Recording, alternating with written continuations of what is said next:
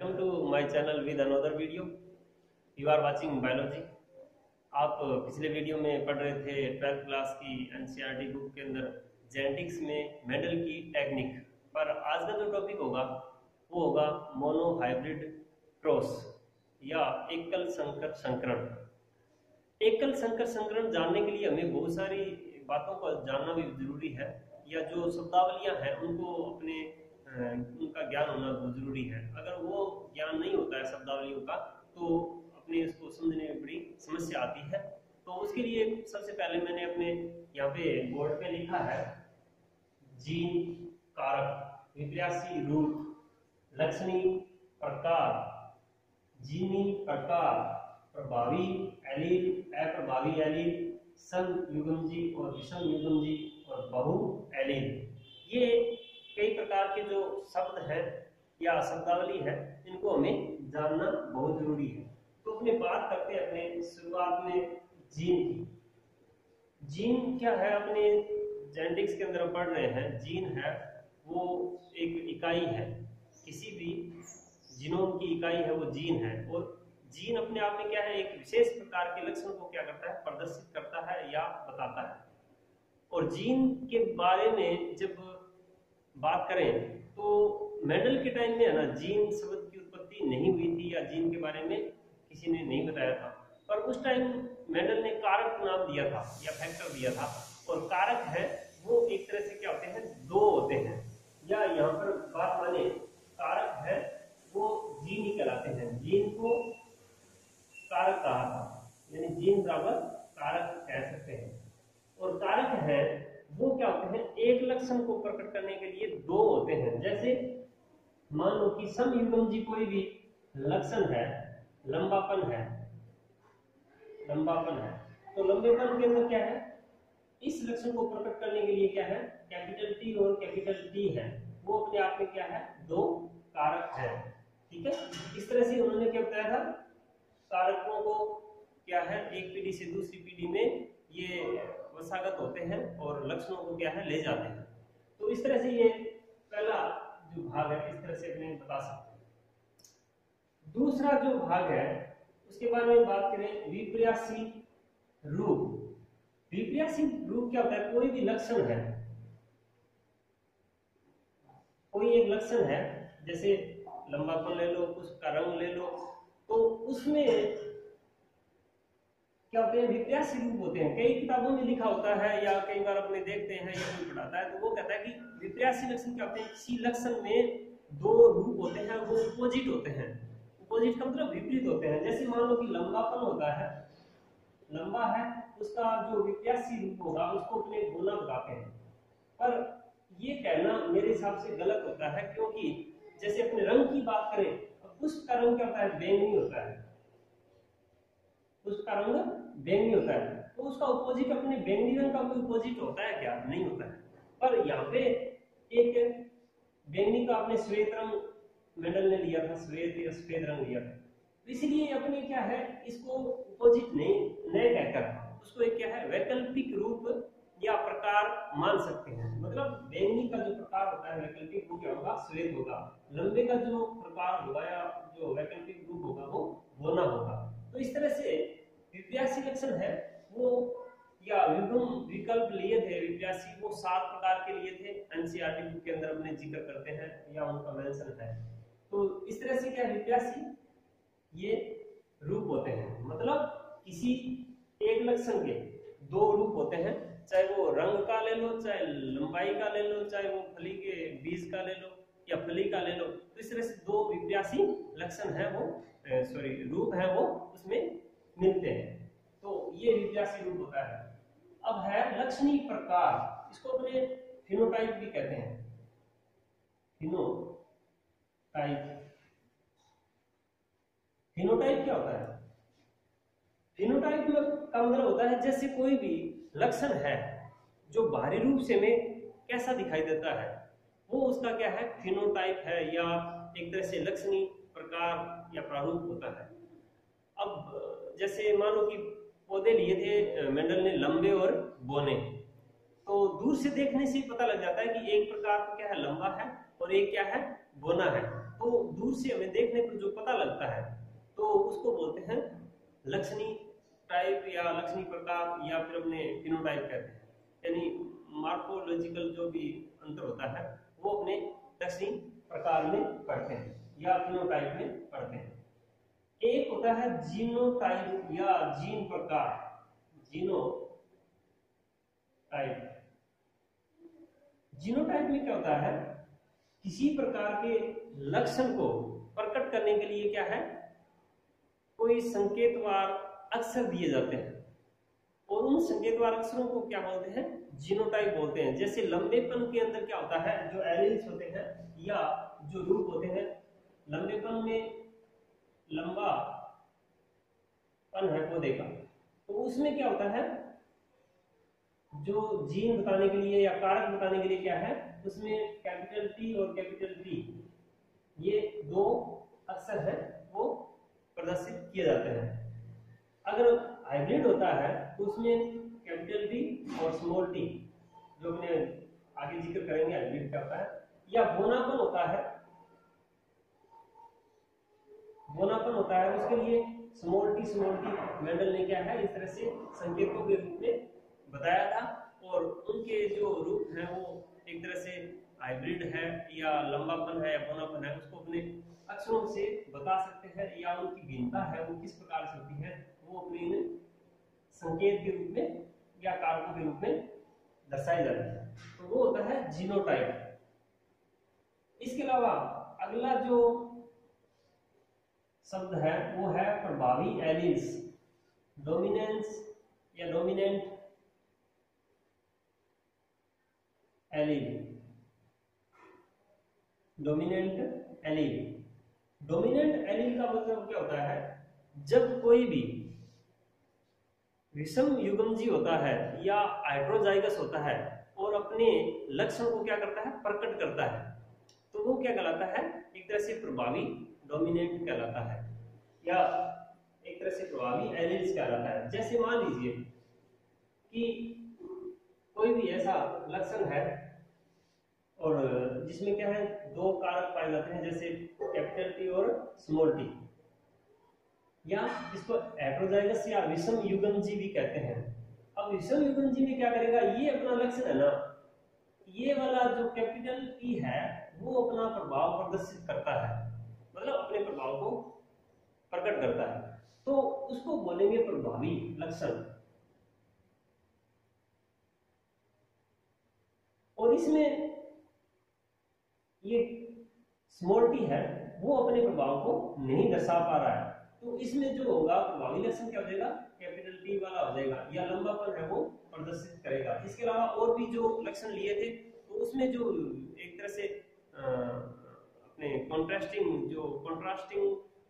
रूप लिए थे या फॉर्म ली थी, वो भी क्या है प्रदर्शित करते हैं। अलग अलग लक्षणों में अलग अलग प्रकार के क्या है डोमिनेंट ये रूप होते हैं या लक्षण होते हैं, और उनके जो एलील बनते हैं वो एलील क्या है अपने लक्षणों को प्रकट करते हैं। तो इसमें जो एलील है वो क्या है, डोमिनेंट टी है वो प्रभावी है, या ये कहिए कि कैपिटल टी है वो क्या है अपने आप में प्रकट कर रहा है, या लंबापन है वो पौधे के अंदर ला रहा है, तो इसीलिए ये क्या है जो प्रभावी एलील्स कहलाएगा।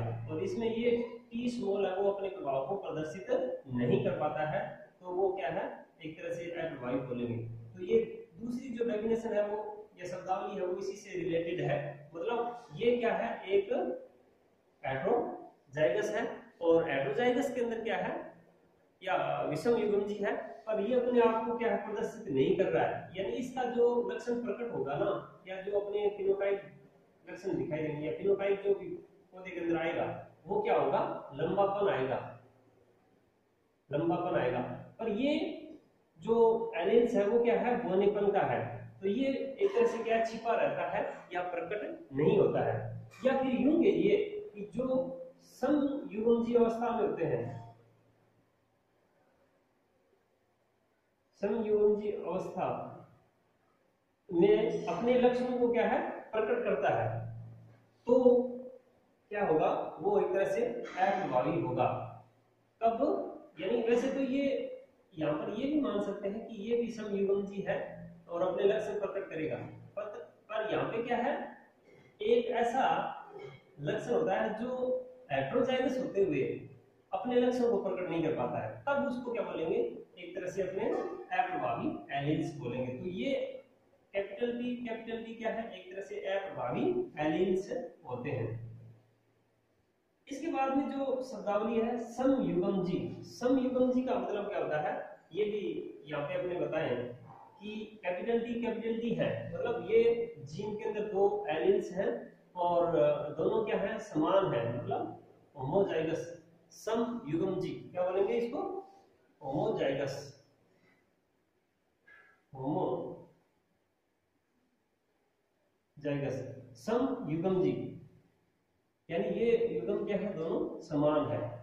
और कैपिटल टी और स्मॉल टी ये भी क्या है, समयुग्मजी है, तो इसको बोलेंगे होमोजाइगस या समयुग्मजी, दोनों को ही कहेंगे। पर ये क्या है, एक तरह से अलग प्रकार है यहाँ पे, तो इसको बोलेंगे विषम युग्मजी। ये शब्दावली है, इसको बोलेंगे अपने विषम युग्मजी।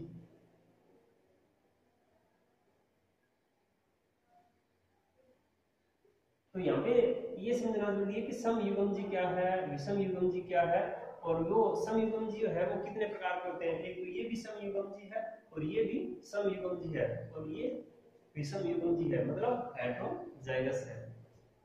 उसके बाद में अपने बात करते हैं बहुएलील। बहुएलील क्या होता है, एक तरह से एक जो जीन होता है उसमें जो कारकों की संख्या या एलील्स की संख्या क्या होती है, दो होती है। मेंडल ने बताया कि जैसे लंबापन है उसमें कैपिटल टी दो एलील्स पाए जाते हैं, पर जेनेटिक्स के अंदर अपने कई ऐसे भी जीन्स होते हैं जिनमें क्या है, एलील्स हैं वो कई प्रकार के होते हैं, ये दो से ज्यादा भी हो सकते हैं, तो वो क्या होगा, बहु एलील्स कहलाएगा। ऐसा उदाहरण अपने क्या है, ब्लड के अंदर देख सकते हैं, ब्लड ग्रुप होता है ना, ब्लड ग्रुप के अंदर क्या है, डोमिनेंट और रिसेसिव जो भी एलील्स होते हैं वो इस प्रकार से होते हैं, जैसे आई बी और I0, इस तरह से ये अलग अलग प्रकार के क्या है, एलील हैं। और इसके बारे में जब भी अपने ब्लड ग्रुप पढ़ेंगे तो उसके बारे में किस तरह से ब्लड ग्रुप ए बनता है, किस तरह से बी बनता है या AB बनता है, उसके बारे में अपने आगे चर्चा करेंगे। पर यहाँ पे ये बहु एलील्स का क्या है, एक बड़ा उदाहरण है, तो अच्छी तरह से आप इसको देख सकते हैं। अब रही बात मोनो हाइब्रिड क्रॉस की। मोनो हाइब्रिड क्रॉस क्या होता है उसके बारे में अब जानेंगे, क्योंकि ये जो शब्दावली है इनको आप एक बार दोबारा देख लीजिए या पोस्ट करके इनको अच्छी तरह से अपने रिमाइंड कर लीजिए। उसके बाद में अपने मोनो हाइब्रिड क्रॉस पढ़ेंगे या एकल संकर संकरण पढ़ेंगे। तो एकल संकरण संकरण में क्या होता है, मेंडल ने बताया था कि जो भी क्रॉस करवाया था, यानी जब भी क्रॉस कराया था मेंडल ने एक ही लक्षण को क्या किया था, काम में लिया था, चाहे वो लंबाई का ले लिया हो, चाहे वो पुष्प के रंग का ले लिया हो, या फली के आकार को ले लिया हो, या फली का रंग ले लिया हो, या बीज चोल का जो रंग ले लिया हो, या बीज पत्र का रंग ले लिया हो, मतलब वो 7 प्रकार के जो भी थे उनमें से एक लक्षण को ही उसने क्या है, नोटिस किया था और अपने एकल संकर संकरण को अंजाम दिया था। तो उन्होंने पहले है ना स्टार्टिंग में क्या किया था, कोई भी लक्षण है उसको शुद्ध रूप प्राप्त करने के लिए क्या है 3 साल लगा दिए थे, यानी शुद्ध करने के लिए क्या है, बार बार क्या है, एक ही लक्षण को क्या है बार बार उगाया, और उगाने के बाद में जब उनसे क्या है अन्य प्रकार के प्लांट है या अन्य प्रकार के लक्षण प्रकट नहीं हुए तो उसने उसको क्या माना था, शुद्ध माना था, और उन शुद्ध पौधों को आगे क्या किया था, अपने जो मोनो हाइब्रिड क्रॉस में काम में लिया था या एकल संकर संकरण में काम लिया था। तो मोनो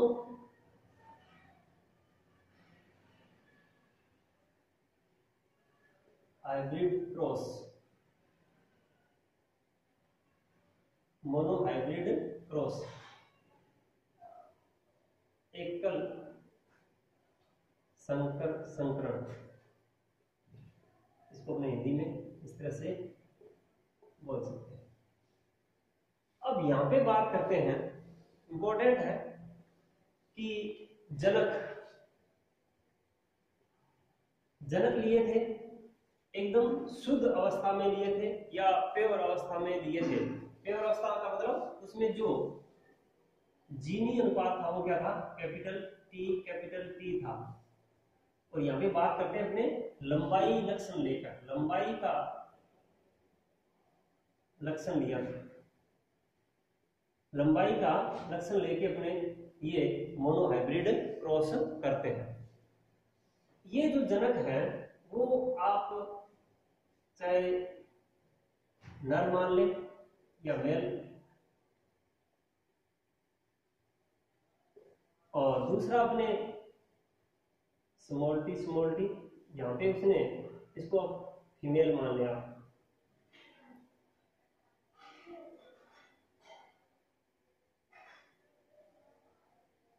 फीमेल यानी मादा, ये नर। अब ये दोनों ऐसे लक्षण थे जो पेवर थे, शुद्ध थे, या उनको अपने जैसे आखिरी अवस्था में उगाए तो ये क्या बनेगा, पेवर ही बनेगा, या पौधा इससे आगे जो लक्षण लेके आएगा वो बोना ही लेके आएगा। और ये जो लक्षण है वो पौधा है वो लंबापन ही लेके आएगा। कितनी भी जनरेशन अगर आप ग्रो कर ले, उनको उगा ले, तो आने वाली संतति क्या होगी, लंबी होगी। तो इसको अपने एक तरह से ये कह सकते हैं, ये बोनापन है। क्या है, पौधे का बोनापन है, ड्राफ्ट है। और ये पौधे का क्या है, लंबापन है।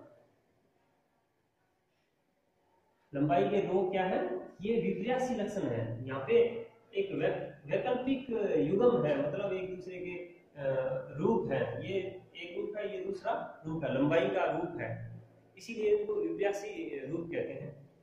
अब ये रूप जैसे क्या होगा, युग्मनज बनता है या अपने अर्धसूत्री विभाजन होता है, विभाजन होता है, अर्धसूत्री विभाजन होता है या मियोसिस डिवीजन होता है, तो उसमें गुणसूत्रों की संख्या क्या हो जाती है, आधी हो जाती है, या युग्मक बनते हैं। तो युग्मक बनते हैं तो कितने बनेंगे, उनसे क्या है, आधे रह जाते हैं। क्या हो जाएंगे, आधे। या ये कहिए कि कैपिटल टी और कैपिटल टी है, उसको आधा यहाँ लिख सकते हैं। या दो प्रकार के युग्मक भी बनते हैं, वो अपने समझने के लिए दो भी लिख सकते हैं। यहाँ पे अपन अपने कैपिटल टी और भी लिख सकते हैं, और अपने समझने के लिए क्या है, एक ही लिखते हैं। यहाँ पे भी दूसरा है वो गैमीट है, कैपिटल टी स्मॉल टी है, वो लिख सकते हैं, पर अपने समझने के लिए अपने एक ही टी का प्रयोग करते हैं। ये क्या है, युग्मक है, गैमीट है, युग्मक है। अब ये युग्मक बनते हैं कब, अर्धसूत्री विभाजन होता है। और अर्धसूत्री विभाजन में ये पौधे के अंदर क्या है, एक तरह से मान लो कि ये मेल है, तो ये क्या होगा, पराग कण होगा, और ये क्या होगा, एग होगा, अंडाणु होगा, जो जायन के अंदर बनता है। अब इनमें क्या होता है, क्रॉसिंग होती है। क्या होती है, क्रॉसिंग होती है। क्रॉसिंग होगी तो जो क्या फर्टिलाइजेशन होगा, निषेचन होगा, तो निषेचन में क्या बनेगा, एक कैपिटल टी और एक स्मॉल टी, कैपिटल टी और स्मॉल टी दोनों युग्मक आपस में निषेचित होंगे और एक नए प्लांट या नई संतति का निर्माण करते हैं। मतलब ये बीज बनेंगे और इन बीजों को उगाएंगे, तो वो पौधों के अंदर कौन सा लक्षण लेके आएगा, ये मेंडल ने देखा था। और मेंडल को यहाँ पे ये नहीं पता था कि यहाँ से जो पौधे उगाए हैं बोना और लंबा, तो उसने क्या किया, यहाँ पे उनके बीज का मतलब ये लंबा है पौधा और ये बोना है, तो ये अपन पीढ़ी में उसने आगे सोचा होगा ये मतलब यहाँ पे ये बनेगा, तो वो दोनों के बीच को होगा, मतलब ना ही तो लंबा होगा इतना, ना इतना बोना होगा, मतलब बीच का होगा, मध्यम होगा। मतलब ये दूरी है, इससे तो ज्यादा होगी और इससे थोड़ी कम होगी, ऐसा उसने सोचा था। पर जो रिजल्ट आया वो इस तरह से नहीं आया। मतलब पहली जो पीढ़ी है या फर्स्ट फीलियल जनरेशन बोलते हैं, फर्स्ट फीलियर जनरेशन या F1 पीढ़ी भी कहते हैं, इसको F1 पीढ़ी भी कहते हैं या F1 पीढ़ी या जनरेशन। अब ये पौधे क्या है, सारे के सारे क्या आए थे, लंबे आए थे, सभी पौधे लंबे आए थे।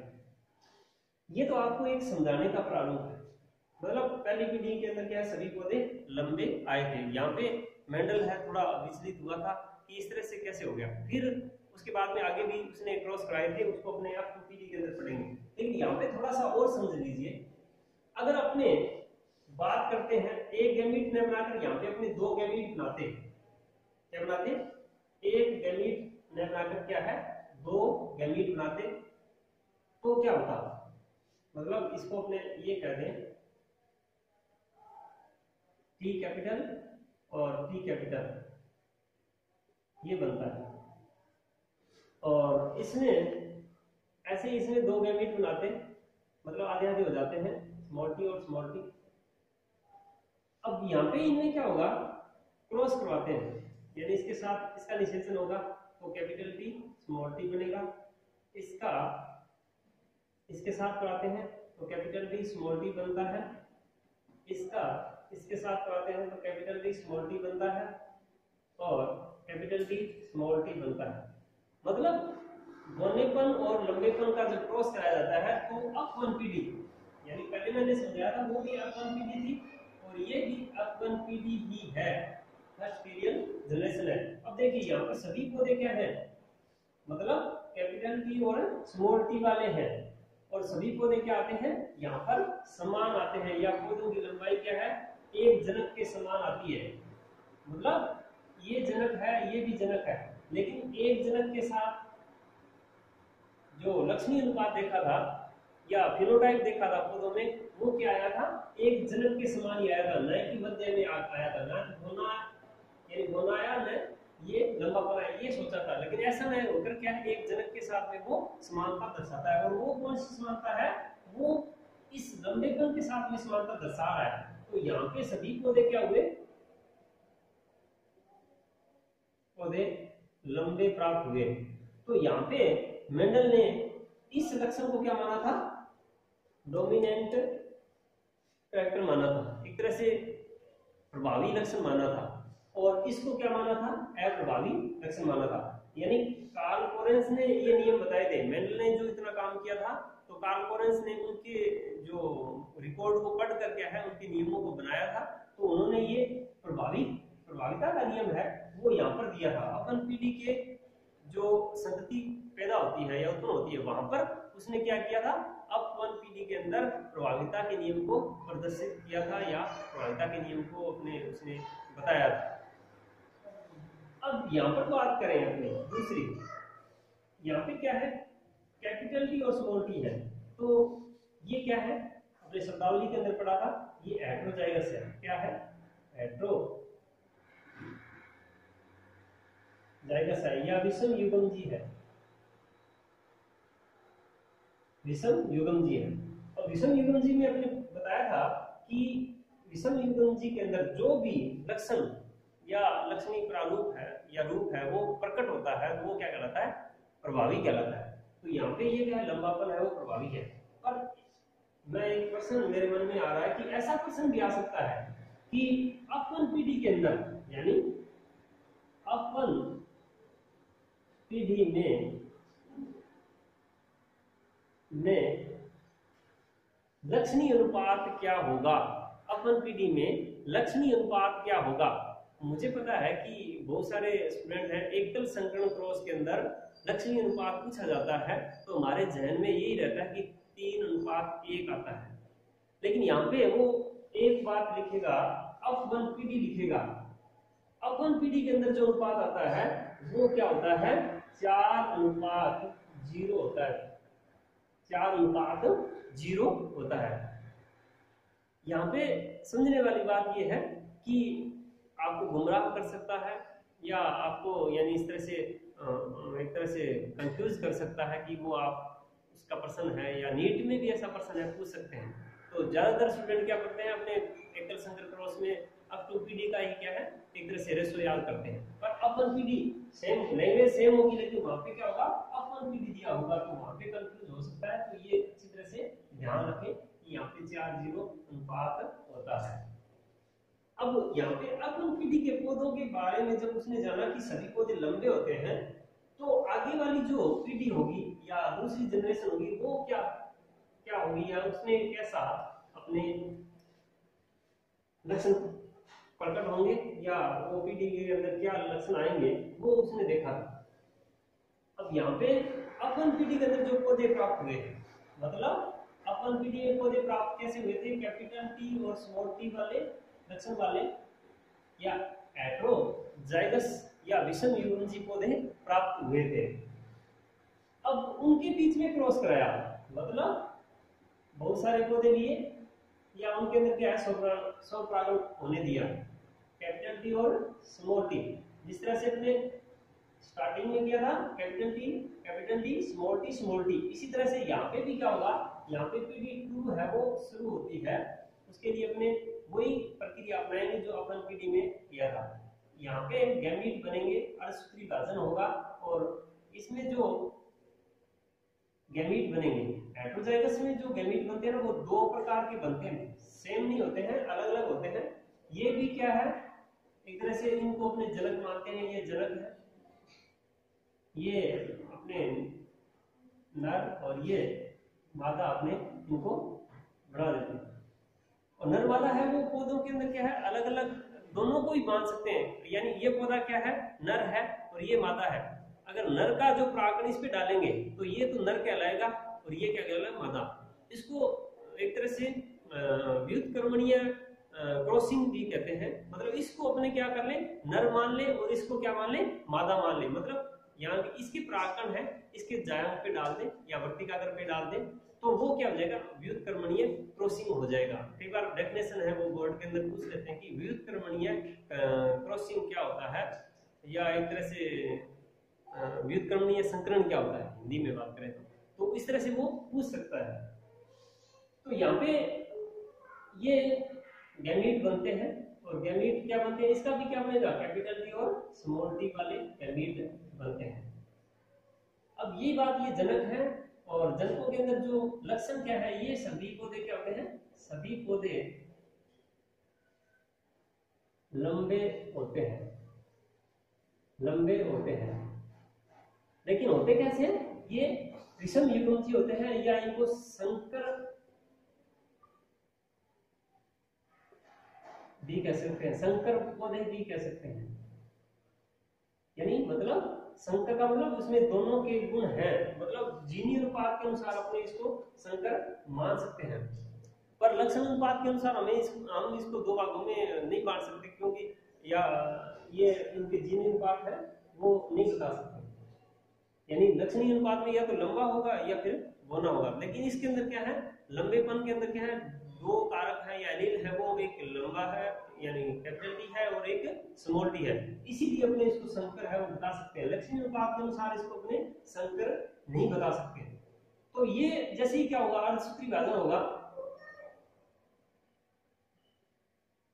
अर्धसूत्री विभाजन होगा और ये गैमीट बनेंगे, युग्मक बनेंगे, गैमीट बनेंगे, गैमीट बने capital T small T capital T small T. अब इनके अंदर क्या होता है स्वपरागण होने दिया जाता है। क्या होगा इनमें स्वपरागण होगा, क्या होगा यहाँ पे एक तरह से स्वपरागण। स्वपरागण के बारे में आप जानते हैं, पहले भी इसका मेंशन है, अपने जिक्र है कर चुके हैं। तो जैसे क्या होगा इससे जो अगली पीढ़ी बनेगी ये इस पौधे का है नर का परागण है, इसके वर्तिकाग्र पे डालते हैं तो इस तरह से क्रॉस कराया जाता है और इसका इसके साथ में और इसका इसके साथ में इस तरह से ये फर्टिलाइजेशन होता है, स्वपरागण होता है। और यहाँ पे जो संतति बनेगी या युग्मनज बनेगा उसमें कौन कौन से एलिमेंट्स आएंगे, एक तो कैपिटल टी और इसका कैपिटल टी इधर से आया और इसके बाद में ये वाला कैपिटल टी और इधर वाला स्मॉल टी। ये पूरा हो गया। इसके बाद में ये बात करें अपने कैपिटल टी, ये वाला कैपिटल टी पहले लिख दो चाहे, और ये स्मॉल टी है इधर लिख दो, और इस तरह से ये स्मॉल टी और इधर भी क्या है स्मॉल टी है। तो यहाँ पे देखिए ये F2 जनरेशन है, यानी सेकंड फीलियल जनरेशन, F2PD भी कहते हैं। अब F2PD के अंदर क्या है, F1PD के अंदर सभी पौधे क्या आए थे, लंबे आए थे, और लेकिन F2PD में स्वपरागण होने दिया, और स्वपरागण होने के बाद में जो पौधे में बीज बने और उनको उगाया, उगाने के बाद उनके लंबाई के लक्षण को या फिनोटाइप को देखा, तो क्या हुआ उसके बारे में जो देखा उसमें ये था, लक्षणीय अनुपात के अनुसार बात करें तो ये भी लंबा होता है, कैपिटल डी होता है, और जो डोमिनेंट एलील की वजह से या प्रभावी जो एलील होता है उसकी वजह से क्या है, ये भी पौधा क्या होगा लंबा होगा, ये भी लंबा होगा, और ये भी क्या होगा ये गोना होगा, क्योंकि इसमें दोनों ही क्या है समयुग्मजिक स्मॉल टी है, इसलिए ये क्या होगा गोना होगा। तो यहाँ पे अपने लिख सकते हैं कि लंबा पौधा, ये भी लंबा पौधा, ये भी लंबा पौधा होगा, ये क्या होगा गोना होगा। अब यहाँ पे दो बात आ गई, एक तो लक्षणीय अनुपात में जिक्र किया था शब्दावली के अंदर कि लक्षणीय अनुपात क्या होगा, तो लक्षणीय अनुपात में या फिनोटाइप रेशो होगा, फिनोटाइप रेशो या अनुपात होगा, वो क्या होगा, देखिए ये लंबा है, ये भी लंबा है, ये भी लंबा है, मतलब तीन पौधे हैं वो लंबे हैं, और बोना क्या है एक है, ये बात समझ में। इसके बाद बात करें अपने जीनोटाइप, भी एक शब्दावली में इस वक्त पढ़ा था, जीनोटाइप, जीनोटाइप या जीनी अनुपात।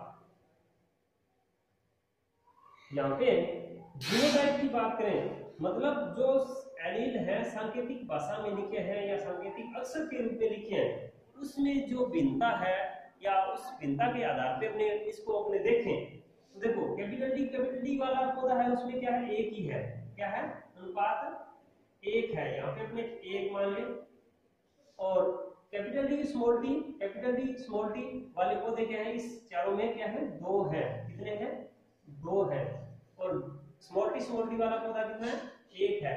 तो जीनोटाइप अनुपात क्या हो जाएगा, एक अनुपात दो अनुपात एक, यानी इस तरह से ये बन जाएगा।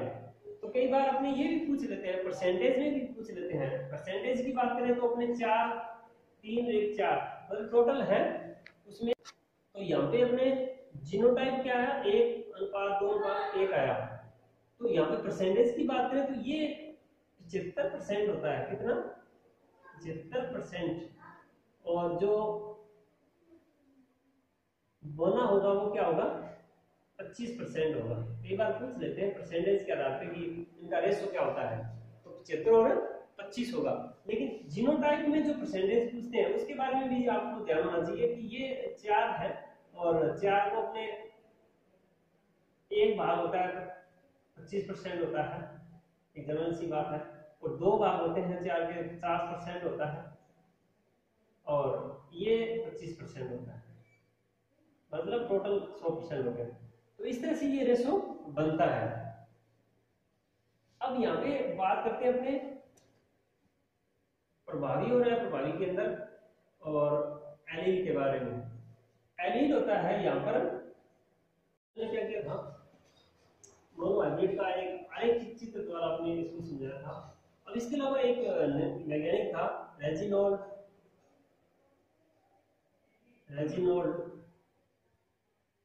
सी पुनेट, इसने एक चेकर बोर्ड बनाया था, और चेकर बोर्ड के अनुसार क्या है आसान तरीके से यानी अपने मोनोहाइब्रिड क्रॉस को समझाया था। तो वो शॉर्टकट अपने पढ़ लेते हैं। उन्होंने क्या बताया था, जैसे मान लो कि कैपिटल टी क्या है एक जनक है, और स्मॉल टी क्या है एक दूसरे जनक है लक्षण के। तो इसमें क्या है ये जो बनता है गैमीट बनते हैं, इसको अपने ऐसे कर सकते हैं गैमीट बनेंगे कैपिटल टी बनेगा, और इसमें स्मॉल टी बनेगा, ये बना। तो उन्होंने क्या बताया था, एक ऐसा चक्कर बोर्ड बनाया था इस तरह से कि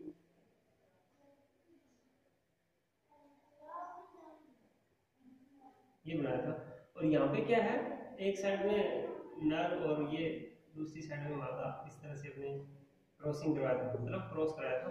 और यहाँ पे ये कैपिटल डी और स्मॉल डी, ये अपन पीटी का चल रहा है। मतलब अपन पीटी के अंदर क्या आया था वो उसने बताया था। अपन पीटी में देखो कैपिटल डी स्मॉल डी, यानी एक तरह से इसका इसके साथ मल्टीप्लाई किया और इसका इसके साथ किया, तो कैपिटल डी और स्मॉल डी। इसी तरह से यहाँ पे भी क्या है, कैपिटल डी और स्मॉल डी, कैपिटल डी और स्मॉल डी, इस तरह से। यानी फर्स्ट जो जनरेशन थी उसमें क्या हुआ, सभी पौधे क्या हुए, या 4:0 अनुपात क्या है, वो सभी पौधे लंबे हुए, पौधे लंबे हुए, जो अपने पहले पढ़ चुके हैं। अब इन पौधों का यानी कैपिटल डी और स्मॉल डी वाले पौधों के अंदर क्या स्वपरागण कराया, तो यहाँ पे हमने इसको दूसरा चेकर बोर्ड बना के भी समझ सकते हैं। यानी जो पहले आरेखित चित्र बनाया था उसके समान ही बनेगा, लेकिन समझने के लिए अपने थोड़ा जल्दी में, ये वीडियो लंबा ना हो, मैं समझा दूं। कैपिटल डी और स्मॉल डी ये युग्मक या गैमीट बनते हैं, और ये गैमीट बन गए। गैमीट बनने के बाद में उन्होंने कोई चेकर बोर्ड बनाया, जैसे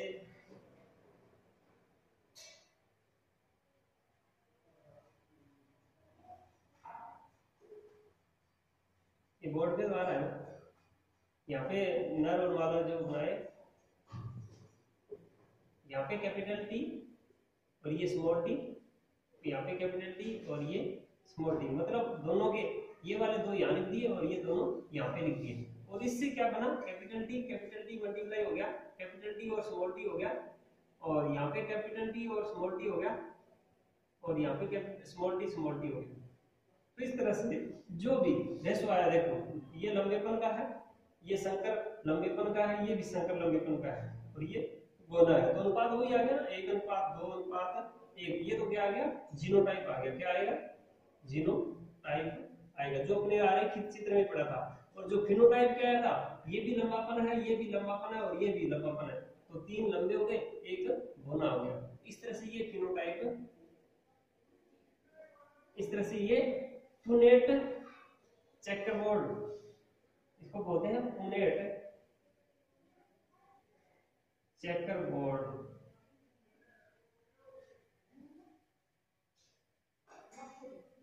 इस तरह से भी इनको अपने समझ सकते हैं, और बाकी लोग वो वैसे के वैसे ही अपने जो पहले भी पढ़ चुके हैं वो भी लगा सकते हैं। तो अगर आपको आरेखित चित्र से या इस पुनेट स्क्वायर चक्कर से भी पता लगे या आसान लगे तो वो भी आप कर सकते हैं। और मैंने पिछले वीडियो का जो डिस्क्रिप्शन है इस वीडियो के अंदर डाल दूंगा, तो उस वीडियो को भी आप देख सकते हैं, या उसको अपने क्लिक करके दोबारा देख सकते हैं। और आगे वाले वीडियो को अपने जो डबल हाइब्रिड क्रॉसिंग है वो पढ़ेंगे, या द्विसंकरण संकर पढ़ेंगे। तो इतनी देर के लिए धन्यवाद।